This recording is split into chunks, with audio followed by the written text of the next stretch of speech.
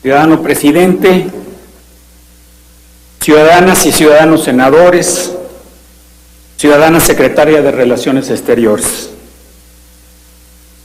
Si hace 10 años a cualquiera de nosotros, del PRI, del PAN o del PRD, o de los otros partidos, nos hubieran preguntado si sería posible que en Tres Marías un grupo de policías atacara un vehículo con placas diplomáticas, con un marino mexicano y 2 agentes de la CIA que se dirigían a un campo de entrenamiento, que ello ocurriera sin una aclaración oficial y sin que esos hechos tuvieran graves consecuencias, les habríamos contestado que eso no era posible. Más aún, si entonces nos hubieran preguntado si era posible llegar a los niveles de violencia que hoy sufren estados hermanos como Nuevo León y Tamaulipas, Veracruz, Coahuila o Morelos, Guerrero y Michoacán, habríamos dicho que tampoco. La realidad ha sido más cruenta que el peor de los escenarios. Hoy, la violencia sacude a México, lastima de diversas maneras a miles de compatriotas y ha trastocado las acciones y las prioridades del gobierno, vulnerado los límites que definen el Estado de Derecho y los principios de nuestra política exterior. El principal problema de México es el debilitamiento de la autoridad política. Lo es para el gobierno que termina y para el que viene. Estamos ante una encrucijada. O conseguimos bajar la violencia y la inseguridad entre todos, el Ejecutivo, los gobernadores, el Congreso, el Poder Judicial, con la participación de la sociedad, o nuestras diferencias políticas actuales serán vistas por los ciudadanos como frívolas e irresponsables. Ese es el fondo de la preocupación que queremos compartir con ustedes y con la canciller. Su trabajo, el del Servicio Exterior y el nombre de México han estado sobresaltados por esta situación interna. En estos 6 años, la Secretaría de Relaciones Exteriores y el Servicio Exterior han hecho la tarea. Pudieron mejorar las relaciones con los gobiernos de América Latina que ofendió la anterior administración. Reconocemos que lograron participaciones destacadas del Gobierno de México en el Consejo de Seguridad de Naciones Unidas, el G20, la COP16, que han impulsado protocolos de derechos humanos y el Tratado sobre Comercio de Armas, que las embajadas y los consulados han trabajado arduamente. A pesar de ese desempeño prudente y profesional, se ha deteriorado el prestigio de México en el mundo. El problema de la violencia interna nos ha debilitado en el exterior. La prioridad que se dio al combate al crimen, bajo la fórmula inicial de una guerra interna, arrastró al conjunto de la administración pública, llevó la relación bilateral con los Estados Unidos a girar en torno a la cooperación policíaca, militar y de inteligencia, donde la urgencia del combate ha tenido mayor peso en las decisiones que la evaluación serena del sustento normativo y de la efectividad de la estrategia adoptada.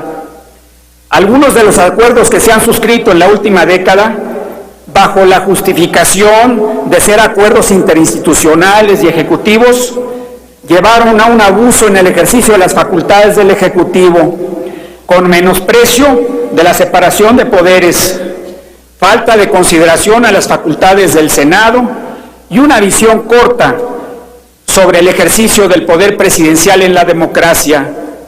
En términos de los principios constitucionales y de la necesidad de construir un consenso interno, ¿se puede justificar que decisiones que comprometen la soberanía nacional no hayan sido sometidas a la aprobación del Senado?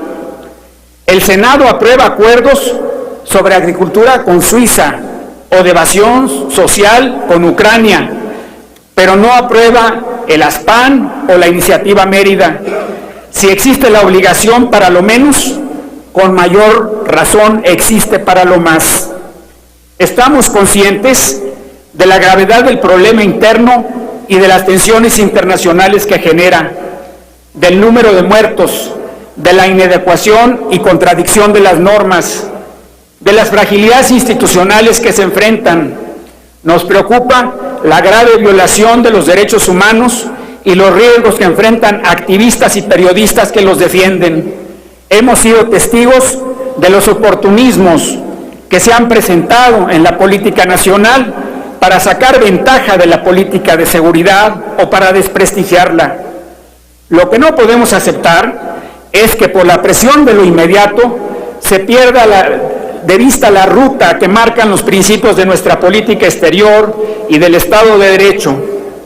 Señora secretaria, le proponemos que en las próximas semanas se integre una comisión de trabajo plural del Senado con las Secretarías de Relaciones Exteriores y la de Gobernación para hacer una revisión rigurosa de los acuerdos que en materia de seguridad se han firmado con autoridades de los Estados Unidos en los últimos 2 sexenios.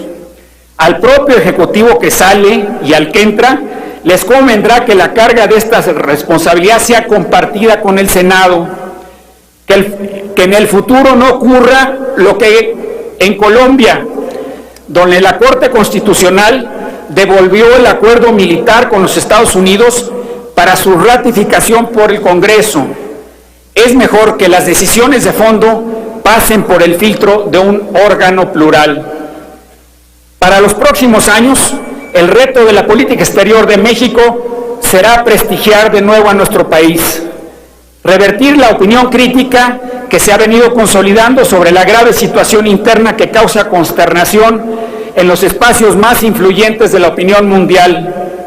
El Senado debe contribuir a ese propósito por su responsabilidad como contrapeso, espacio privilegiado para los acuerdos y caja de resonancia que permite transparentar las decisiones, informar ordenada y responsablemente sobre ellas, escuchar a quienes reclaman los derechos de las víctimas y establecer límites y atribuciones que protejan el prestigio de las Fuerzas Armadas.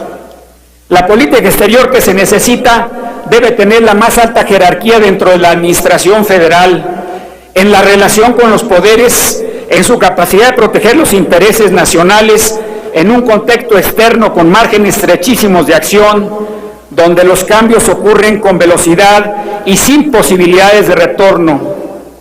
Tendrá que equilibrar las prioridades en la relación con los Estados Unidos, intensificar el acercamiento con Canadá y América Latina, el interés por la frontera sur, seguir acercándonos a Europa y acelerar los intercambios económicos y tecnológicos con Asia, ir más adelante en la protección de los mexicanos en el exterior y presionar y convencer en favor de avances en la legislación migratoria de Estados Unidos.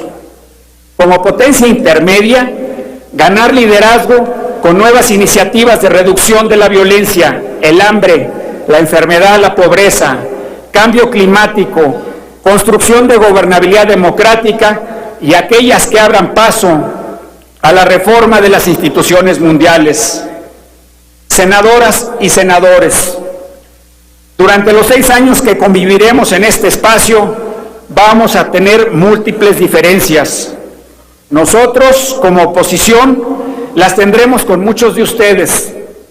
Espero, sin embargo, que seamos capaces de escucharnos y construir los consensos que se necesitan para convenir políticas de Estado.